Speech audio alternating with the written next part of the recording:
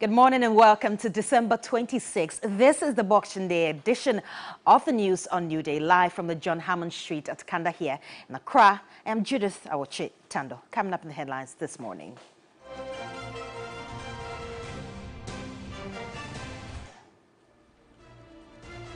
National Peace Council urges the two feuding factions in the Boko conflict to commit to restoring long-standing peace in the area.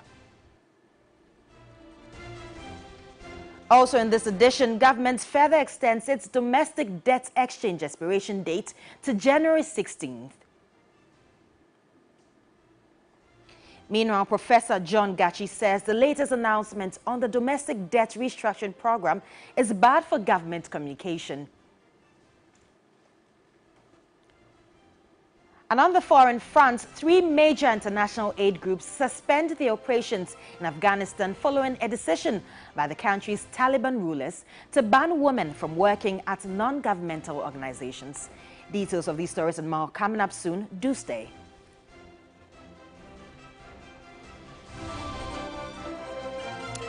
Well, in our first story, the National Peace Council has urged the two feuding factions in the Boko conflict to commit to restoring long-standing peace in the area. The National Peace Council, NPC, in an end-of-year message, was concerned that in December 2022 alone, Ghana has recorded fatalities in Boko in the Upper East region, Bato in the Volta region, and Buipe in the Savannah region, leading to injuries and loss of lives and properties.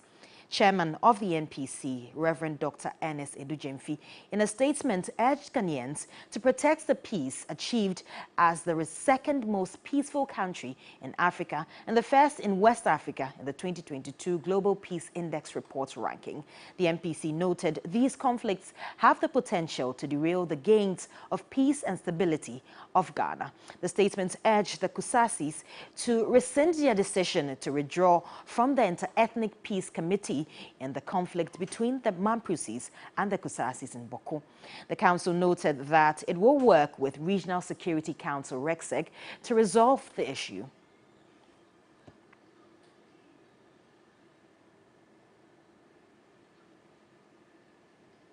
Let's still stay in Boko. An executive director of Jatike Center for Human Security and Peace Building, Adib Sani, has observed a comprehensive approach is needed to bring a long-lasting peace to Boko. In appreciating the statement by the National Peace Council, Adib Sani noted that the council has to do more than issuance of statements. Unfortunately, we cannot solve these conflicts, including the Boko conflict, with just statements alone. Beyond the statements and going to the area to meet the various sides around the table, what more has the Peace Council done? I think the Peace Council can do better beyond those statements, because this doesn't in any way help stop the fighting until we deal with those fundamental issues that include the proliferation of small arms and light weapons, the issue about who the legitimate ruler of that area is, the politics of it, with people, certain personalities benefiting from what is going on. Besides, about 2 months ago, the defense minister and some security stakeholders were in the area. They got the parties to commit to silencing the guns whilst they take pragmatic, practical steps to deal with the issues once and for all. Unfortunately, the indigents, the parties committed and silenced the guns. However, on the other hand, government didn't do much, and we are back to square one. So it's an unfortunate situation, and until we commit tentatively by addressing those fundamental issues, we would have that cycle of violence recurring over and over again. And I always say that Boko is our weakest link so far as preventing violent extremism in Ghana is concerned. If we are not careful, the extremists will take advantage of what is happening in the area and establish footholds in Ghana. Let's still stay in Boko, and the leader of Sang Bela Foundation, Hajia Zainabu Awimbe, is calling for all hands on deck to find a lasting solution to the Boko conflict. Pwanab Hajia Zainabu Awimbe made these remarks when she presented food items to some widows of the Boko conflict and other vulnerables. Boko conflict has been ongoing for some time. 23 people have been killed within the last 7 days in the renewed conflict, with dozens rendered homeless. To the leader of Sang Bela Foundation, Pwanab Hajia Zainabu Awimbe Ndebugri, what is happening in Boko is criminal and must be dealt with appropriately. On Sunday, December 25, over 900 widows and persons with disabilities benefited from this presentation of some items to some widows in Boko. The items presented by the non-governmental include food products, used clothing, cooked food, and many others. The leader of Sang Bela Foundation, Pwanab Hajia Zainabu Awimbe Ndebugri, expressed worry over the continuous killings in Boko and called for an immediate ceasefire and the return of peace. I pray for peace, everlasting peace in Boko. As we all know, it has not been good for some time now. We still pray that God will restore that peace and we'll understand each other and coexist peacefully as we move on as one people. She was particularly worried about the killing of women and children.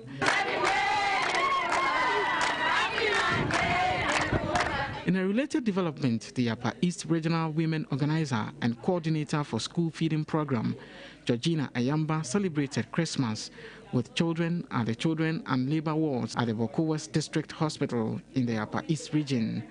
The Upper East Women's Wing leader urged parents to show love to their children by creating a unique platform for dialogue in order to win their trust. Georgina Ayamba promised to lobby for the provision of incubators to the NIC unit of the hospital. The maternity ward of the Boko West District Hospital was built under the current government, but yet to be fully equipped with all necessary tools.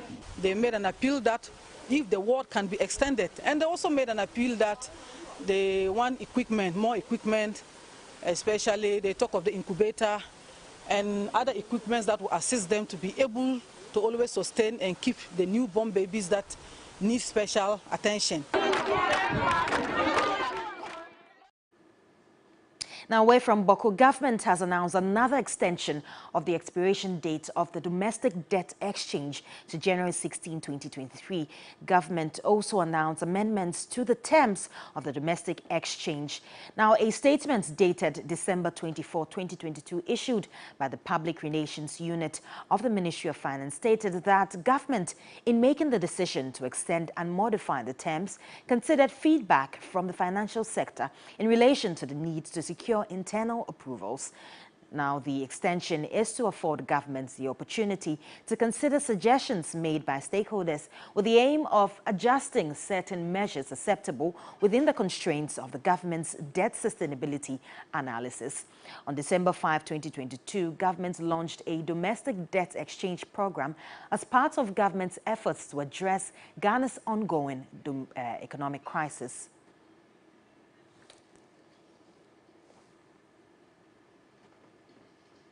Now, still on the subject, Dean of the University of Cape Coast Business School, Professor John Gachi, has been reacting to the latest announcement by government. He says announcement that was made by government on the domestic debt restructuring program is bad for government's communication. The issue is that when you are dealing with the financial market, it's very sensitive to information, and that if you provide wrong information and start changing it, that doubt in the mind of the people, credibility is thrown away, and confidence is not available to the participants in the capital market and in the financial system. So I believe that government should have known this before coming out boldly to indicate that individuals are not affected. And now they have now come back and say that individuals are affected. And that is very bad for government communication. That is very bad for government assessment of the situation. And I believe there are two things that we ought to do in debt exchange program. You must engage in this program such that government debt sustainability is achieved somehow, and investor confidence is also achieved at the same time, so that you can carry investors along so that they will not shy away from government instruments at a future date. What is happening is that we are creating a platform for investors to be scared of government instruments because government is not truthful. Government finds it difficult to provide the truth to the people. Let's go to Parliament now, and Parliament is on break for the festive season. But before the recess, there are still complaints. Enough consultations are not being done between both sides of the House. Minority Chief Whip Muntaka Mohamed Mubarak wants the majority side to change its posture on that in the year 2023. Evan Tengma has more. One major challenge the 8th Parliament has had has to do with lack of consultation. According to the minority in particular, the majority side, though does not have the numbers to take decisions in the House and undertake other activities, is not consulting the minority enough. Minority Chief Whip Muntaka Mohamed Mubarak says the majority will have to change its ways of doing things in 2023. I keep saying that it's been one of the major challenges I've had in the 8th Parliament, the failure of the majority group to appreciate that the times have changed. They still have a posture of we are in government and we have to get it the way we want it. And because of that, you see that sometimes they bring a business, but because they have to mobilize, do this thing, it keeps delaying, they can't take it, they are even afraid to dare. But the simple thing is like, let's generate the business together. You want to do this thing, let's start the preparation, the talking together in the preparatory stage so that we agree. We will tell you from the minority group that, look, this one, it will be difficult to assess, so why not do it that way? So by the time it is coming to the House, we'll build consensus in building it together. But you don't just go and do your thing and then bring it and say that, oh, can you help me pass it? No, I will resist because you are still not recognizing that I matter. I'm a force to reckon with. It is my hope that our colleagues opposite will do everything humanly possible, that in 2023 we may start with a new leaf where we consult even more, we try to build consensus more. But the majority leader, Osei Chairman Sabonsu, will not agree to the claims. When they started at first, they were saying, oh, the majority leader has not been consulting. That one I disagree. I've been a minority leader for 8 years. There was not one single occasion that the majority leader then invited me to his office to have any discourse on any government policy or agreement. Not one. Not under Bagbeng, the current speaker, who was a minority leader for 4 years.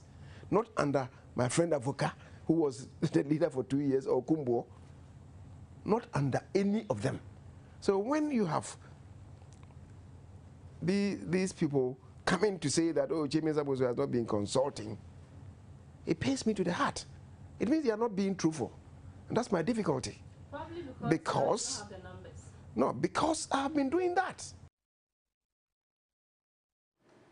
Well, away from parliaments, the International Monetary Fund, IMF, has asked Ghana and other oil-producing countries in the sub-Saharan Africa region to maintain annual fiscal surpluses of up to 1% per annum over 10 years. The Bretton Woods institution said the region's oil producers need to target buffers of around 5 to 10% of gross domestic product to manage large swings in oil prices. An energy analyst, Dr. Yusuf Suleimana, proffers some recommendations to achieve the IMF's call. Ghana has one of the most comprehensive petroleum management structure. We have something called PRMA, Petroleum Management Revenue Act. This is a kind of conduit that if we had followed the word and letter of this particular document, I think we wouldn't need this kind of advice. But what we have, I think we have thrown that aspect down. All the recommendations that are found in this particular document, we are not able to follow that. Why are we not able to follow that? I just believe that we don't have a political will to be able to stick to what we put for ourselves. And until we take deliberate effort to be disciplined in terms of the management of our petroleum resources, I think it's going to be difficult for us. Ghana, of course, we are also fortunate to have a body that is focusing its energies into seeing that these revenues are well managed. And in this case, I'm talking about PIAC. Most African countries don't really have this.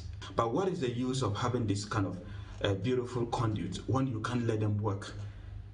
So I think it's achievable. But I'm so hesitant to say that we are able to achieve that because of how we treated our PRMA. We have to be deliberate, and we need leadership, political will, to ensure that whatever is written there, we follow it and strictly. And if you do that, I think this advice will not even be necessary. We should be able to accumulate something for tomorrow. We have a lot of funds that were set up, the sinking fund, the stabilization fund. Most of these funds are there to take care of swing in oil prices like IMF is mentioning. But we have all this, and we are not able to let them work. And so I think we don't need to reinvent the wheel. Probably we need to have punitive measures. We have to probably embolden PIAC. Now, away from the IMF, Ghanaians have been encouraged to change their attitudes so they can have the greatest influence in 2023. Resident Minister of the Pentecost International Worship Center, PIWC, Reverend Anthony Kwesi Mensah, gave the charge when he led his congregation through the last Sunday of the year.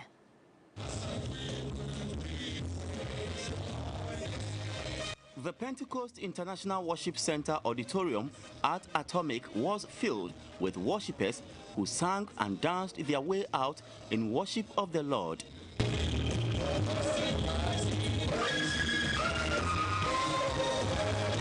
The congregation prayed for Ghana, urging leaders to seek God's favor in the coming year.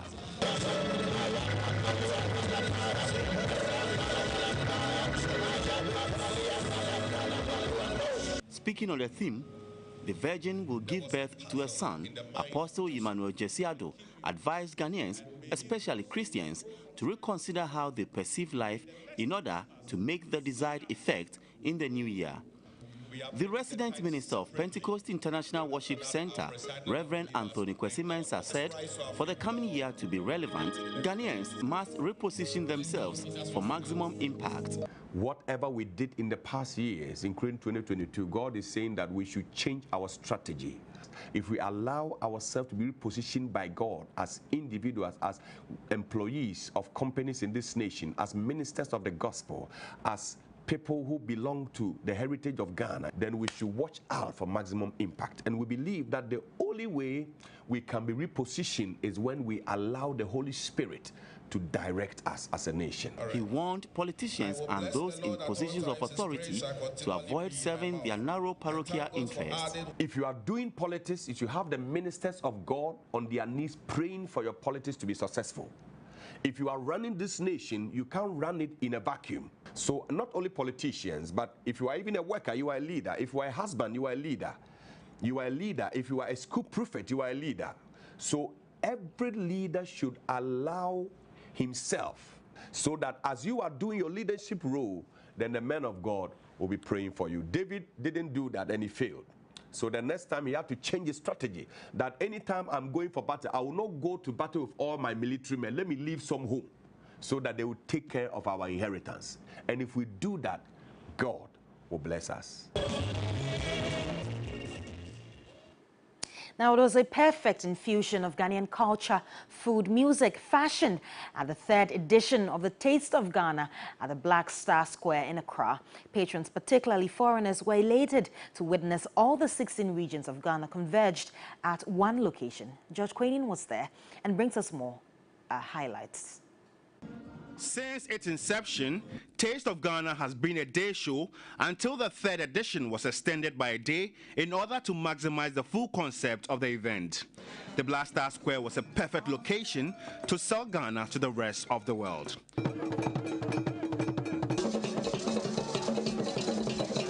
The two-day event, which kicked off Friday, December 23 to Saturday, December 24, was organized by the Ghana Investment Promotion Center, GIPC, in collaboration with the Ghana Tourism Authority, GTA. Chief Executive Officer of GIPC, Yofi Grant, was excited about the cultural aspect on display from all 16 regions of Ghana. He touched on how the event will provide some good memories to tourists. It's very exciting for me that we can provide all these things for free for Ghanaians to see the wealth we have in the country. And it's things that are with us, so you don't have to pay for it. You have to experience it, you know, and so we are looking to see if we can even replicate this in some of the regions in the future so that people who can't come to Accra will still have a taste of Ghana. All forms of dance, culture, music, food, clothing were on display, along with some thrilling performances. For some exhibitors, selling Ghana to foreigners was a game changer. Funny enough, because I live in the States, so I'm able to connect with them because I know what it is what brought them here, as in their culture, you know, the authenticity of things and how we are able to create things on our own, because when you look at production, it's easier out there than here. We have to do things a lot of like manual way. So they tend to appreciate how we come up with things. So selling the things that have been made here by Ghanaians, made in Ghana, I get to connect with them on both home and abroad. My product is completely Ghanaian because the shrimps and herrings that we use, the tomatoes and onions, is produced in Ghana. And this is like a Ghanaian recipe completely. Shito is not from anywhere, it's from us. So for me, I feel that from when they actually approach me, telling them about Chana Shito is like selling Ghana out there. In fact, everything grows here in Ghana. So I'm looking forward to a better future, and I'll say that well done to GIPC, GIPA, Beyond the Return, and everybody that is involved. Patrons asked that more of such events be held to ensure Ghana is well positioned on the globe. I can assure you maybe 20–30% of people here right now are probably visiting from out of the country. You know, and that's like one of the great things about like being here in December. I'm visiting, you know, as well, and it's just like events like this will kind of keep people coming back over and over and over. It's not just about the nightlife. There are a lot of fun things you can do this time of the day as well. I'm hoping to get more of an insight into Ghanaian culture, music, food, and I came along with a friend because she invited me. I think it's a really great place because it's so culturally rich and there's lots of different stands, so you get an insight into, yeah, kind of the variety of what's on offer. Taste of Ghana 3.0 saw spectacular performances from acts including Obrafo, Reggie Rockstone, Efia, Jackie, Kofi Kinata, and multiple award-winning reggae dancehall artist Stonebwoy.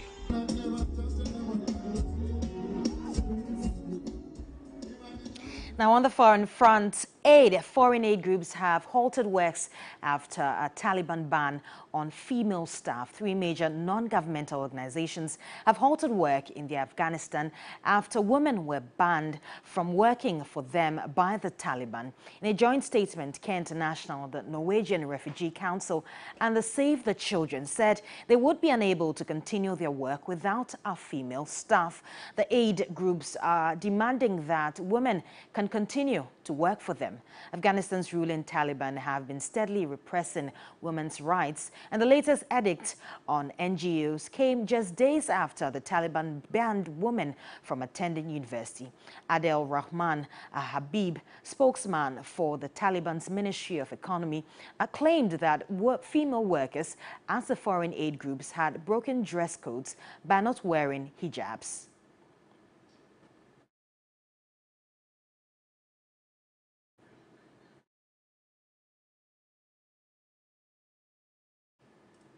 Also, a fierce winter storm has knocked out power to hundreds of thousands of homes and businesses across the United States and left at least 18 people dead due to exposure and car crashes on icy roads.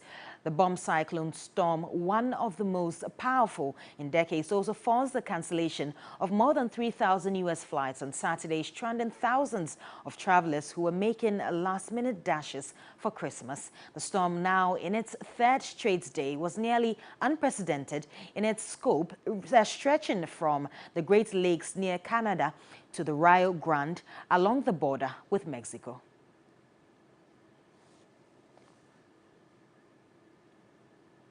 And that's all for the news here on TV3.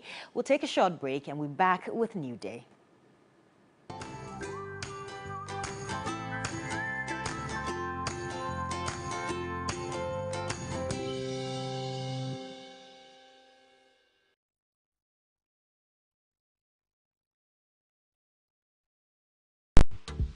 Did you know that every time you drink Rich Cocoa, you support 100% sustainably sourced Ghanaian cocoa and give a child access to quality education? Well done. This advert is FDA approved. Everybody knows Acrobato.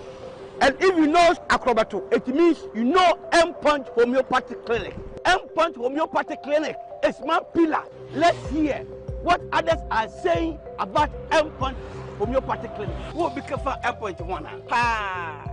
Chesena me ankasa me problem na say problem is wom. Ntina ma wo ho idea ma me. Papa, ntino mo hwe me mogya mu.